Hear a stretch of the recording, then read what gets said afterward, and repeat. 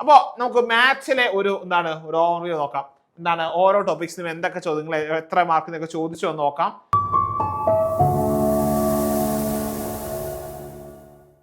അപ്പൊ നമ്മുടെ രണ്ടാമത്തെ ദിവസത്തെ ഗ്രൂപ്പ് ഡി എക്സാം അല്ലേ, നമുക്ക് ഫസ്റ്റത്തെ ദിവസം കുറച്ച് ഹെൽത്ത് ഇഷ്യൂസ് എനിക്ക് ചെയ്യാൻ പറ്റിയില്ല. രണ്ടാമത്തെ ദിവസത്തെ ഗ്രൂപ്പ് ഡി എക്സാമിന്റെ റിവ്യൂ നോക്കിയാലോ നമുക്ക്. അപ്പോൾ ഓഗസ്റ്റ് 4 തീയതി നമുക്ക് ആദ്യത്തെ 2 ഷിഫ്റ്റുകളുടെ ഒരു ഓവറോൾ റിവ്യൂ എന്ന രീതിയിലാണ് നമ്മൾ നോക്കാൻ പോകുന്നത്.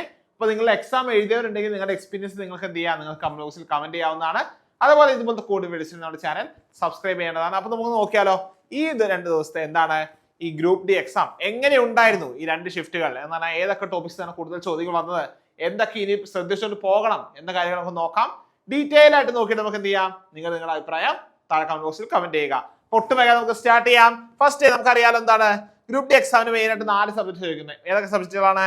നമുക്ക് മെയിൻ ആയിട്ടുള്ള 4 സബ്ജക്റ്റുകൾ ഏതൊക്കെയാണ്? GK അല്ലെങ്കിൽ GA എന്ന് പറയുന്ന സെക്ഷൻ ഉണ്ടാവും. ജനറൽ അവയർനെസ്, പേരിന്റെ ജനറൽ അവയർനെസ് ഉള്ളൂ. എല്ലാം CA കറണ്ട് അഫയേഴ്സ് ആണ്. GA എന്ന പേര് മാത്രമേ ഉള്ളൂ, കറണ്ട് അഫയേഴ്സ് ആണ് കൂടുതൽ ചോദിക്കുന്നത്. പിന്നെ റീസണിങ് ഉണ്ടാകും, പിന്നെ maths and last but not the least general science. ഇത്രയും സെക്ഷൻസ് ആണ് നമുക്ക് പൊതുവെ ഈ പരീക്ഷയ്ക്ക് ചോദിക്കാറ് അല്ലേ. ഇപ്പോൾ കറണ്ട് അഫയേഴ്സ് എന്ന രീതിയിൽ ഇത്തവണ ചോദിച്ചേക്കുന്നത് നമുക്കറിയാം, കോമൺ ആയിട്ട് എല്ലാ പരീക്ഷകൾക്കും ഉള്ള പോലെ കറണ്ട് അഫയേഴ്സ് നല്ല ഡീറ്റെയിൽ ആയിട്ട് ചോദിക്കാറുണ്ട്. മറ്റു പരീക്ഷകളൊക്കെ ഒരു 1-2 വർഷം മുന്നത്തെ ഉള്ള കറണ്ട് അഫയേഴ്സ് തൊട്ട് തുടങ്ങും. പക്ഷെ ഇത്തവണ നമ്മുടെ RRB ഗ്രൂപ്പ് ഡിക്കകത്ത് എങ്ങനെയാണ് 2026 മെയിൻ ആയിട്ടുള്ള ഫോക്കസ് എന്ന് പറയുന്നത്. അതേപോലെ റീസണിംഗ് അത്യാവശ്യം നല്ല രീതിയിൽ ക്വസ്റ്റ്യൻസ് ചോദിക്കാറുണ്ട്. മാത്സിനും അത്യാവശ്യം നല്ല രീതിയിൽ ചോദ്യങ്ങൾ ചോദിച്ചിട്ടുണ്ട്.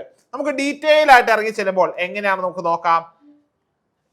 ഫസ്റ്റ് ഷിഫ്റ്റിന്റെ ഓവർവ്യൂ ഞാൻ പറയാം. രാവിലെ നടന്ന ഷിഫ്റ്റിന്റെ ഓവർവ്യൂ എന്ന് പറയുമ്പോൾ എന്ത് പറയാം, നമുക്ക് എന്ത് പറയാവുന്നേ, ഒരു മോഡറേറ്റ് ലെവൽ എക്സാം ആയിരുന്നു നമ്മുടെ രാവിലത്തെ ഷിഫ്റ്റ് നടന്നത്. തലേന്ന്, അതായത് ഓഗസ്റ്റ് 3 നടന്ന എക്സാം വെച്ച് നോക്കുമ്പോൾ കമ്പാരിറ്റീവ്ലി കുറച്ച് ഈസി ആയിരുന്നു രാവിലത്തെ ഷിഫ്റ്റിലെ എക്സാം എന്ന് പറയുന്നത്. ക്വസ്റ്റ്യൻസ് ഒക്കെ ഓൾമോസ്റ്റ് നമ്മുടെ പാറ്റേൺസ് വെച്ച് തന്നെ സാധാ ഒരു ഗ്രൂപ്പ് ഡി എക്സാം ചോദിക്കുന്ന ടൈപ്പ് ക്വസ്റ്റ്യൻസ് തന്നെയാണ് എന്ത് ചെയ്യുന്നത് ഇത്തവണ നമ്മുടെ ഫസ്റ്റ് ഷിഫ്റ്റിൽ ചോദിച്ചത്. അപ്പോൾ നമുക്ക് മാത്സിലെ ഒരു ഓവർവ്യൂ നോക്കാം. ഓരോ ടോപ്പിക്സിനും എന്തൊക്കെ ചോദ്യങ്ങൾ എത്ര മാർക്കിനൊക്കെ ചോദിച്ചു എന്ന് നോക്കാം. ഫസ്റ്റ് നമുക്ക് എവിടെ നിന്ന് സ്റ്റാർട്ട് ചെയ്യാം, നമുക്ക് ട്രിഗ്നോമെട്രിയിൽ സ്റ്റാർട്ട് ചെയ്യാം. ട്രിഗ്നോമെട്രിയിൽ 2 ചോദ്യങ്ങൾ ചോദിച്ചിട്ടുള്ളത്. ട്രിഗ്നോമെട്രി എന്ന് പറയുമ്പോൾ നമുക്ക് ഒട്ടുമിക്ക ആൾക്കാരും കുറെ ടഫ് ആയിട്ട് തോന്നുന്ന ഒരു ടോപ്പിക്കാണ്. പക്ഷേ ഒരു മോഡറേറ്റ് എന്ന രീതിയിലാണ് ഇപ്പൊ എല്ലാ ക്വസ്റ്റ്യൻ ചോദിച്ചിട്ടുള്ളത്. അപ്പൊ ട്രിഗ്നോമെട്രിയിൽ ഏകദേശം 2 ചോദ്യങ്ങൾ ചോദിച്ചിട്ടുണ്ട്. ഡിസ്കൗണ്ടിന് ഏകദേശം ഒരു ചോദ്യം ചോദിച്ചിട്ടുണ്ട്. പ്രോഫിറ്റ് ആൻഡ് ലോസിൽ നിന്നൊക്കെ ഓരോ ചോദ്യങ്ങൾ ചോദിച്ചിട്ടുണ്ട്. പിന്നെ മെൻസുറേഷനിൽ നിന്ന് 3 മുതൽ 4 ചോദ്യങ്ങൾ വരെ പോയിട്ടുണ്ട്.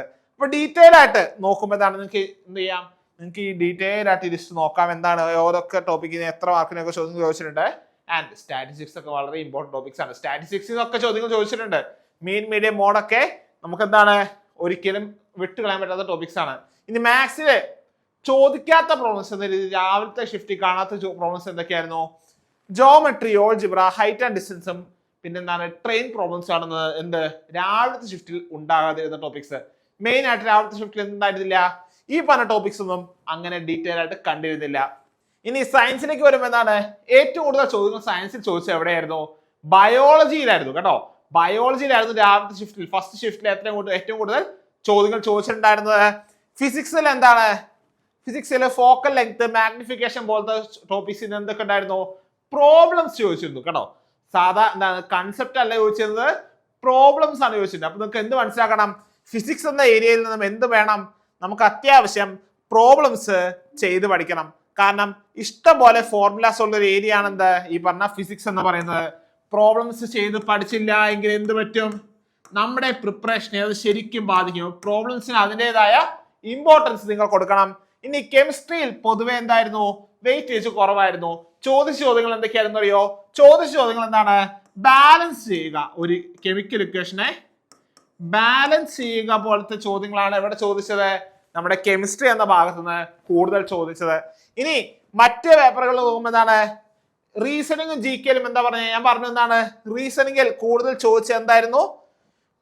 ചോദിച്ച ടോപ്പിക് എന്ന് പറയുന്നത് എന്തായിരുന്നു? നമ്മുടെ റീസണിങ് കൂടുതൽ ചോദിച്ചത് decoding, blood relation, CT arrangement, puzzles, പിന്നെ ആൽഫ ന്യൂമറിക്. ഈ ഏരിയസിനാണ് കൂടുതൽ ചോദ്യങ്ങൾ റീസണിങ്ങിൽ വന്നത്.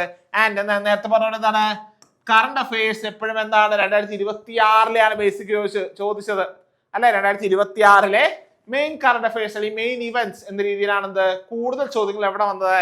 രാവിലത്തെ ഷിഫ്റ്റിൽ, അതായത് ഷിഫ്റ്റ് 1 വന്നത്. ഇപ്പൊ ഷിഫ്റ്റ് 1 പറ്റി നമുക്ക് ഏകദേശം ഒരു ഐഡിയ കിട്ടി. നമുക്ക് ഷിഫ്റ്റ് 2 കിടക്കാം. ഷിഫ്റ്റ് 2 നോക്കുമ്പോൾ എന്താണ്? ജനറൽ അവയർനെസ് അല്ലെങ്കിൽ എന്താണ് GK ഏരിയയിൽ കൂടുതൽ ചോദ്യങ്ങൾ എന്താണ്? ഞാൻ നേരത്തെ പറഞ്ഞ പോലെ തന്നെ നമ്മുടെ രാവിലത്തെ ഷിഫ്റ്റ് എന്താണ്? നേരത്തെ പറഞ്ഞ പോലെ എന്താണ് 2026 ടോപ്പിക്സ് ആണ് ചോദിച്ചേക്കുന്നത്. എന്താണ്? T20 വേൾഡ് കപ്പ്, IPL, പിന്നെ എന്താണ് സെമി കണ്ടക്ടർ മിഷൻ 2.0, പിന്നെ property zero scheme, India France തമ്മിലുള്ള MOU, പിന്നെന്താണ് ബജറ്റ് റിലേറ്റഡ് ക്വസ്റ്റ്യൻസ്. ഇതൊക്കെ എന്താണ് 2026 കറണ്ട് അഫയേഴ്സ് ആണ്. മുമ്പത്തെ അല്ല, 2026 എന്താ T20 വേൾഡ് കപ്പ് എവിടെ നടന്നത്? ഇന്ത്യയിലും ശ്രീലങ്കയിലുമായിട്ട് നടന്നത് നമുക്ക് എല്ലാവർക്കും അറിയാം. IPL ഇത്തവണ എന്തൊക്കെ ചോദ്യങ്ങൾ ചോദിച്ചിട്ടുണ്ട്? വൈഭവ് സൂര്യവംശിയെ പറ്റിയുള്ള ചോദ്യങ്ങൾ ചോദിച്ചിട്ടുണ്ട്. അപ്പൊ അത്രയും എന്താണ് ഇമ്പോർട്ടന്റ് ആയ ഒരു ഏരിയ ആണത്. പിന്നെ എന്താണ് സെമി കണ്ടക്ടർ മിഷൻ 2.0 ഇമ്പോർട്ടന്റ് ആണ്. ഇതൊക്കെ എന്താണ് കറണ്ട് അഫയേഴ്സ് റിലേറ്റഡ് സാധനങ്ങളാണ്. ഒപ്പം തന്നെ ഇന്റർനാഷണൽ റിലേഷനിൽ എന്താണ് ഫ്രാൻസും ഇന്ത്യയും തമ്മിൽ ഒപ്പിട്ട MOU-വിനെ പറ്റി വരെ ചോദ്യം ചോദിച്ചിട്ടുണ്ട്. അപ്പൊ എന്താണ് അത്രയും ഡീറ്റെയിൽ ആയിട്ട് നമ്മൾ അറിഞ്ഞിരിക്കേണ്ട ഒരുപാട് കാര്യങ്ങൾ ഇവിടെ വരുന്നുണ്ട്. ഈ പറഞ്ഞ ജനറൽ അവയർനെസ് വരുന്നുണ്ട്.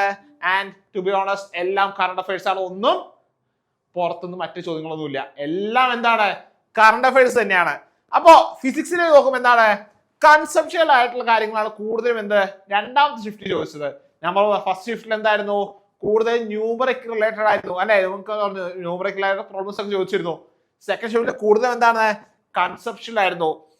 വെരി ഫ്യൂ ന്യൂമറിക്കൽസ് മാത്രം, വളരെ കുറച്ച് ന്യൂമറിക്കൽസ് മാത്രമേ ഉണ്ടായിരുന്നുള്ളൂ നമ്മുടെ സെക്കൻഡ് ഷിഫ്റ്റിൽ ഉണ്ടായിരുന്നുള്ളൂ. മെയിൻ ആയിട്ട് ഇലക്ട്രിസിറ്റി, കറന്റ്, സർക്യൂട്ട്, ഫോഴ്സ്, പിന്നെ എന്താണ് പ്രിസത്തിലൂടെ ലൈറ്റ് പാസ് ചെയ്യുന്ന കാര്യങ്ങള്, പിന്നെ എന്താണ് എനർജി ട്രാൻസ്ഫോർമേഷൻ, ഇതുപോലത്തെ കാര്യങ്ങളാണ് അവിടെ ചോദിച്ചത്. രണ്ടാം ഷിഫ്റ്റിലെ ഫിസിക്സ്, സയൻസിലെ ഫിസിക്സിൽ നിന്നും ചോദ്യം ഉണ്ടായിരുന്നത്. കെമിസ്ട്രിയിലേക്ക് വരുമ്പോൾ നമ്മൾ എന്താണ് ബാലൻസ് ഇൻ ദി ഇക്വേഷൻ, വളരെ ഇമ്പോർട്ടന്റ് ആയ ടോപ്പിക് ആണ്. ബാലൻസ് ചെയ്യുക, ഒരു കെമിക്കൽ ഇക്വേഷനെ ബാലൻസ് ചെയ്യുക എന്ന് പറയുന്നത് വളരെ ഇമ്പോർട്ടന്റ് ആയ ടോപ്പിക് ആണ്. അതുകൂടാതെ ആറ്റോമിക് സ്ട്രക്ചറിനെ പറ്റിയ ചോദ്യങ്ങളുണ്ടായിരുന്നു.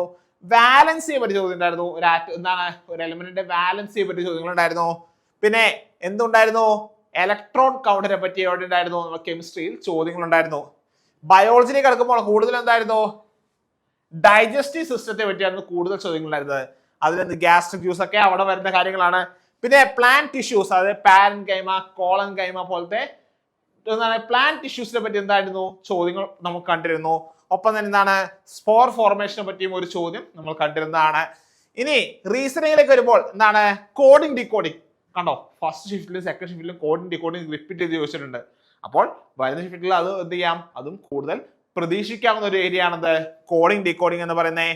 പിന്നെ ആൽഫബറ്റ് ഓപ്പറേഷൻസും സീരീസും ഒക്കെ വളരെ ഇമ്പോർട്ടന്റ് ആയി പ്രിസൈസ് ആയിട്ട് നിങ്ങൾ പഠിച്ചിരിക്കേണ്ട ടോപ്പിക്സ് ആണ് കേട്ടല്ലോ. അപ്പൊ കൃത്യമായ രീതിയിൽ ഈ ടോപ്പിക്സ് ഒക്കെ തന്നെ നിങ്ങൾ നോക്കി പഠിക്കണം കേട്ടല്ലോ. ഇനി മാത്സിലേക്ക് കിടക്കുമ്പോൾ നമ്മൾ മാത്സിന് അടുത്ത് വലിയ ടേബിളൊക്കെ വെച്ച് പഠിച്ചു. നമുക്ക് എന്താണ് നമുക്ക് ജസ്റ്റ് ഒരു ഔട്ട്ലൈൻ വെച്ച് നോക്കാം. എന്താണ് മാത്സിൽ ഓരോ ഏരിയ എന്തൊക്കെ ചോദ്യങ്ങൾ ചോദിച്ചെന്ന് നോക്കാം. First profit and loss calculations നേരത്തെ ഉണ്ടായിരുന്നു. പെർസെന്റേജ് പ്രോഫിറ്റ് ആൻഡ് ലോസുമായി കണക്ട് ചെയ്ത് പെർസെന്റേജുമായി കണക്ട് ചെയ്ത് നമ്മൾ പ്രോഫിറ്റ് ആൻഡ് ലോസ് വിളിക്കുന്നത്. പെർസെന്റേജ് ക്വസ്റ്റ്യൻസ് ഉണ്ടായിരുന്നു. ആവറേജിന് ചോദ്യം ഉണ്ടായിരുന്നു. പിന്നെ geometry formulas, geometry related formulas നിന്നുണ്ടായിരുന്നു ക്വസ്റ്റ്യൻസ് ഉണ്ടായിരുന്നു. ഇനി മെൻസുറേഷൻ വളരെ ഇമ്പോർട്ടന്റ് ആണ്. കാരണം എന്താണ് മെൻസുറേഷനിൽ നമുക്ക് 2Dയും 3Dയും വരും. രണ്ട് ഏരിയാസും എന്താണ് ഇമ്പോർട്ടന്റ് ആണ്. നമുക്ക് ഇവിടെ എന്താണ് ഇവിടെ സിലിണ്ടർ ബേസിലുള്ള ചോദ്യങ്ങളൊക്കെ എവിടെ ചോദിച്ചിട്ടുണ്ട്, ഈ പറഞ്ഞ മെൻസുറേഷനിൽ ചോദിച്ചിട്ടുണ്ട്. ഇനി DI എന്താണ് വളരെ ഇമ്പോർട്ടന്റ് ആണ് അല്ലെ. DI റിലേറ്റഡ് ക്വസ്റ്റ്യൻസ് ഒക്കെ വളരെ ഇമ്പോർട്ടന്റ് ആണ്. ഞാൻ പറഞ്ഞാൽ പിന്നെ mean median mode related questions, ഇവ മൂന്നും കണക്ട് ചെയ്യുന്ന എംപിരിക്കൽ ഫോർമുലയൊക്കെ നിങ്ങൾ പഠിച്ചുകൊണ്ട് തന്നെ പോകണം. അതുപോലത്തെ ക്വസ്റ്റ്യൻസ് ചോദിച്ചിട്ടുണ്ട് ഓൾറെഡി ഈ വർഷം തന്നെ ഈ ഷിഫ്റ്റിൽ ചോദിച്ചിട്ടുണ്ട്. ആൻഡ് ലാസ്റ്റ് എന്താണ് ഫ്രീക്വൻസി ഡിസ്ട്രിബ്യൂഷൻ റിലേറ്റഡ് ക്വസ്റ്റ്യൻസ് ഉണ്ടായിരുന്നു ഈ കഴിഞ്ഞ ഷിഫ്റ്റ് 2 നമുക്ക് ചോദിച്ചിട്ടുണ്ടായിരുന്നു. അപ്പൊ ഇത്തരം ചോദ്യങ്ങളാണ് കൃത്യമായ രീതിയിൽ നമുക്ക് കൂടുതലായിട്ട് ചോദിച്ച് കണ്ടിട്ടുള്ളത്. അപ്പൊ നമ്മൾ 4-ാം തീയതിയിലത്തെ എക്സാമിനെ പറ്റിയാണ് ഇപ്പൊ പറഞ്ഞത്. ഈ 5-ാം തീയതിയിലത്തെ 2 ഷിഫ്റ്റിനെ പറ്റിയുള്ള വീഡിയോ ആയിട്ട് ഞാൻ നാളെ വരുന്നതായിരിക്കും. അപ്പൊ കൃത്യമായ രീതിയിൽ നിങ്ങൾ എന്ത് ചെയ്യുക, കൃത്യമായ ഒരു ഫോക്കസോടെ തന്നെ ഈ പറഞ്ഞ ഗ്രൂപ്പ് ഡി എക്സാമിന് പ്രിപ്പയർ ചെയ്യുക. ഒട്ടും പഠിക്കാതെ അതിനുവേണ്ടി പ്രിപ്പയർ ചെയ്താൽ നിങ്ങൾക്ക് എന്ത് ചെയ്യാം, നിങ്ങൾക്ക് നല്ല മാർക്കോടെ തന്നെ, നല്ല ഉയർന്ന മാർക്കോടെ തന്നെ, കട്ട് ഓഫിനേക്കാൾ നല്ല ഉയർന്ന മാർക്കോടെ തന്നെ ഈ എക്സാം ക്ലിയർ ചെയ്യാൻ പറ്റുന്നതായിരിക്കും. അപ്പോൾ ഇതേപോലെ കൂടുതൽ എക്സാംസ് വരുന്നുണ്ട് അല്ലേ. നമ്മുടെ ALP എക്സാം വരുന്നുണ്ട്, NTPC നോട്ടിഫിക്കേഷൻ വരാനുണ്ട്, ഇഷ്ടംപോലെ നോട്ടിഫിക്കേഷൻസ് വരാൻ കിടപ്പുണ്ട്. ഈ എല്ലാ എക്സാംസിനോട് പഠിക്കാനുള്ള ഏറ്റവും അടിപൊളി സ്ഥലമാണ് നമ്മുടെ കോമ്പറ്റേറ്റീവ് ക്രാക്കർ. ഇപ്പൊ കോമ്പറ്റേറ്റീവ് ആക്കുന്നത് എല്ലാം കൂടി ചേർന്ന് പുതിയ 6 ബാച്ച് സ്റ്റാർട്ട് ചെയ്തിട്ടുണ്ട്. ഈ ബാച്ചിനെ പറ്റി കൂടുതൽ ഡീറ്റെയിൽസ് വേണ്ടി നിങ്ങൾക്ക് എന്ത് ചെയ്താൽ മതി, നീ കാണുന്ന നമ്പറിൽ കോൺടാക്ട് ചെയ്താൽ മതി. 9249089284 എന്ന നമ്പറിൽ കോൺടാക്ട് ചെയ്യുക. ഒപ്പം തന്നെ നമുക്ക് എന്തൊക്കെ ഫീച്ചേഴ്സ് ഉണ്ട്, ലൈവ് ക്ലാസ്സുകളുണ്ട്, റെക്കോർഡ് ക്ലാസ്സുകളുണ്ട്, ഡെഡിക്കേറ്റഡ് ആയ മെന്റർഷിപ്പ് അവൈലബിൾ ആണ്. ഒപ്പം തന്നെ വീക്ക്ലി റിവിഷൻ സെക്ഷൻസ് അവൈലബിൾ ആണ്. അപ്പോൾ ഏറ്റവും അടിപൊളി പഠിക്കാൻ നിങ്ങൾക്ക് കോമ്പറ്റേറ്റീവ് ധൈര്യമായിട്ട് ജോയിൻ ചെയ്യാം. ഒപ്പം ഇതേപോലത്തെ കൂടുതൽ റെയിൽവേ റിലേറ്റഡ് അപ്ഡേറ്റ്സിന് വേണ്ടി നമുക്ക് നമ്മുടെ ഫ്രീ ഗ്രൂപ്പിൽ ജോയിൻ ചെയ്യാവുന്നതാണ്. ഇപ്പൊ നിങ്ങൾക്ക് ഈ PPT ആണല്ലേ, ഈ വീഡിയോ ഇതേപോലെ നമുക്ക് ഫ്രീ ഗ്രൂപ്പിൽ അവൈലബിൾ ആയിരിക്കും. അപ്പൊ ഈ ഫ്രീ ഗ്രൂപ്പിൽ ജോയിൻ ചെയ്യാനേ ഈ കാണുന്ന QR കോഡ് നിങ്ങൾക്ക് സ്കാൻ ചെയ്യാം. അതുമല്ല എങ്കിൽ നിങ്ങൾക്ക് താഴെ കാണുന്ന കമന്റ് ബോക്സിൽ നമ്മൾ എന്ത് ചെയ്യുന്നുണ്ട്, നമ്മുടെ ഫ്രീ ഗ്രൂപ്പിന്റെ ലിങ്ക് നമ്മൾ പിൻ ചെയ്ത് വെച്ചിട്ടുണ്ട്. അവിടെ നിങ്ങൾക്ക് എന്ത് ചെയ്യാം, നിങ്ങൾക്ക് ഈ ലിങ്ക് കാണാവുന്നതാണ്. അപ്പൊ ഇതുപോലത്തെ കൂടുതൽ വീഡിയോസിനായി നമ്മുടെ ചാനൽ ഉറപ്പായിട്ട് സബ്സ്ക്രൈബ് ചെയ്യുക. ഇതേപോലെ അടുത്ത വീഡിയോ, അടുത്ത അനാലിസിസ് വീഡിയോ കാണുന്നവരെയും It's me Manu signing off. Bye.